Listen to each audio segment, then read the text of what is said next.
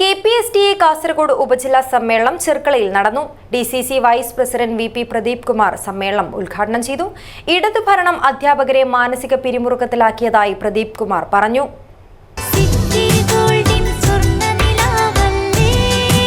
City Gold and Diamonds, Kerala and Karnataka, the glow of purity. KPSTA Kasaragod ഉപജില്ലാ സമ്മേളനം Marthoma higher secondary school for the deaf ചെർക്കളയിൽ നടന്നു. DCC vice president VP Pradeep Kumar സമ്മേളനം ഉദ്ഘാടനം ചെയ്തു. KPSTA ജില്ലാ സെക്രട്ടറി PT ബെന്നി മുഖ്യപ്രഭാഷണം നടത്തി. ഉപജില്ലാധ്യക്ഷൻ ജോൺ KA അധ്യക്ഷത വഹിച്ചു. ജില്ലാ ട്രഷറർ ജോമി T ജോസ് ആശംസകൾ അർപ്പിച്ച് സംസാരിച്ചു. മികച്ച അധ്യാപകനുള്ള സദ്ഭാവന അവാർഡ് ജേതാവ് PT ബെന്നി, ഗുരുശ്രേഷ്ഠ അവാർഡ് ജേതാവ് രഞ്ജിത്ത് AS, സംസ്ഥാന അധ്യാപക അവാർഡ് ജേതാവ് ജോഷിമോൻ എന്നിവരെ ചടങ്ങിൽ ആദരിച്ചു.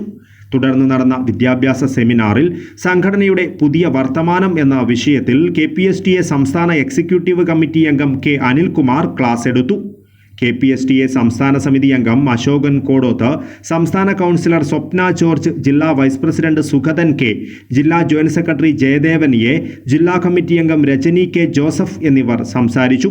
ഉപജില്ലാ സെക്രട്ടറി ഹരീഷ് പ്രസാദ് പേരയിൽ സ്വാഗതവും ട്രഷറർ ഷൈമ P നന്ദിയും പറഞ്ഞു. News bureau, Kasaragod.